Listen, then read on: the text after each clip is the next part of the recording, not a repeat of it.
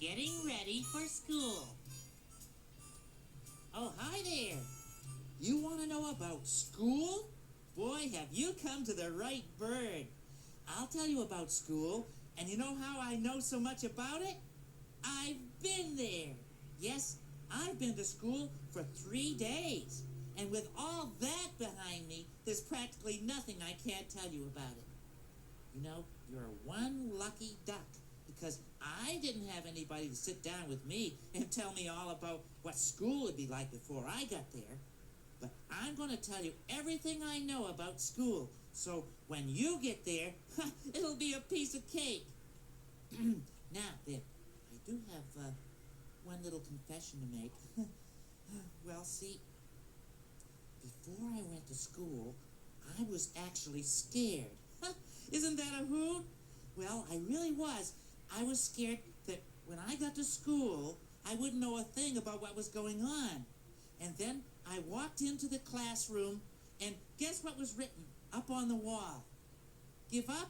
Well, I'll tell you, it was the alphabet. Yes, the same old alphabet that you and I have been saying right here together on Sesame Street. It was like seeing an old friend waiting there for me. But, you know, it wasn't always such an old friend. I remember the first time I saw it. I was standing right outside Mr. Looper's store.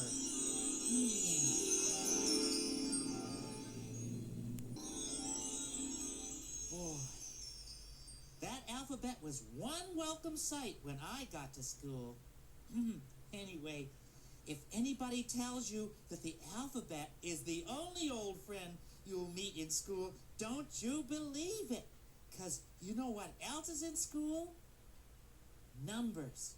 That's right, numbers. The old 1, 2, 3 that we've been counting together every day. I'll tell you something else. Finding your way around in school isn't going to be as hard as you think either. 'Cause they have signs all over the place. You know, signs that say things like, oh yeah, this one, school. So you know you're in the right place. and other words like, here, exit. So you know which way to go out. And, let's see, and bus stop. So you know where to get on the bus in case you go to school that way.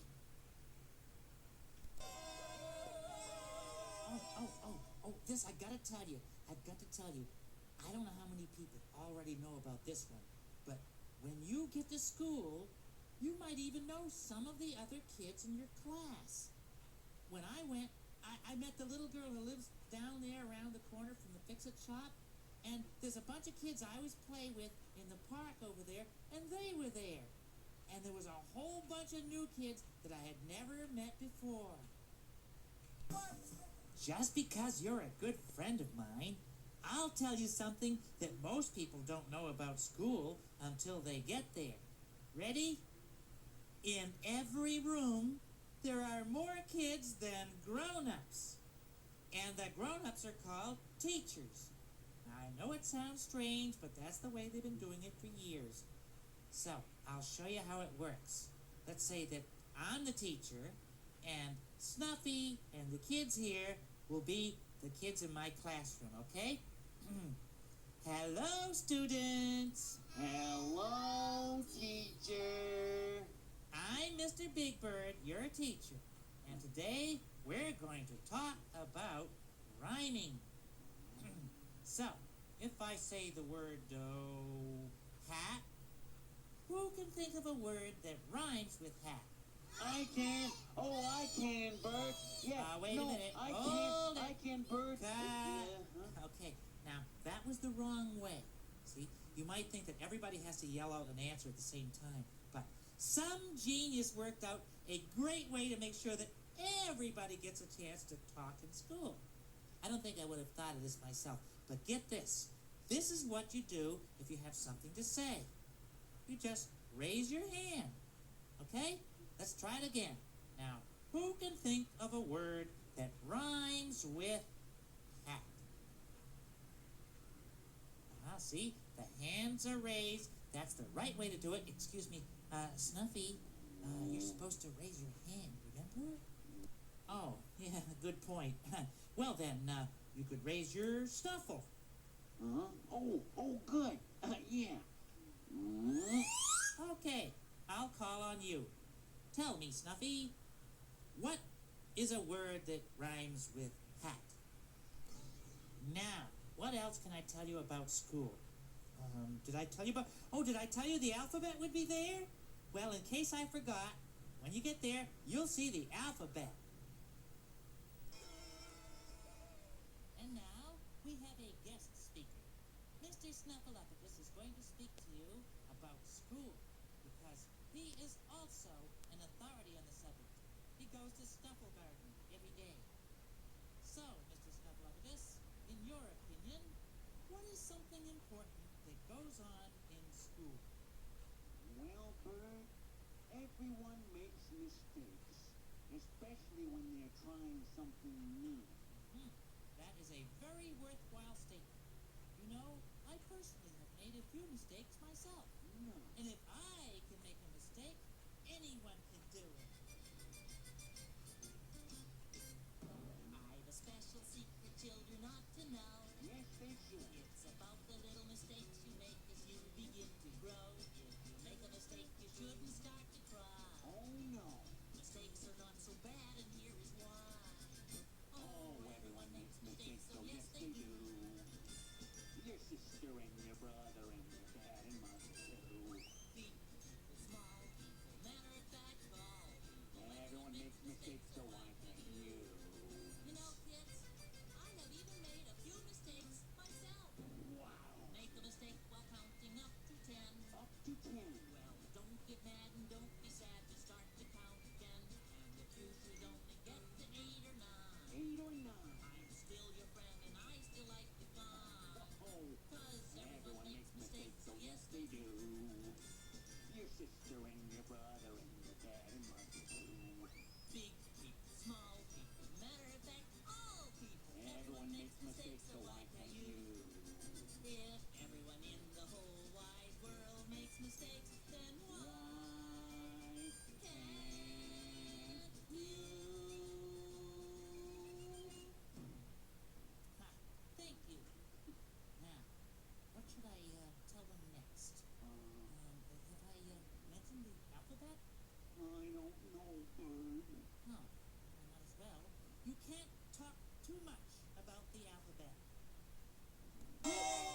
Let me tell you something top secret. I mean, this is private information, and I'm only telling you. Now, if it's really a cold day outside, and there's only one teacher, and maybe 10 or 20 or 30 kids in your class, that poor teacher will have to help 10 or 20 or 30 kids put their coats on. But just imagine, if you can put your own coat on, boy, will that teacher be impressed with you. And here's an easy way to do it. Ani and I will show you. You ready, Ani? Okay, now, watch what Ani does.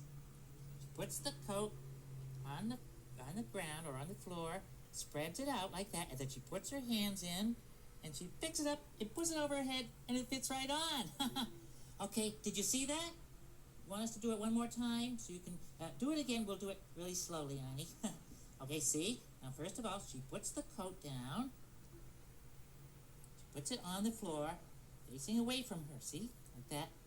And then she puts her hands in the holes where the sleeves are, and then picks it up over her head and slides it on. Wasn't that great? Okay, thank you, Ani. Bye-bye, see you later. Now, here's another tip. The same thing goes for shoelaces. I mean, let's say your shoelace came untied in school.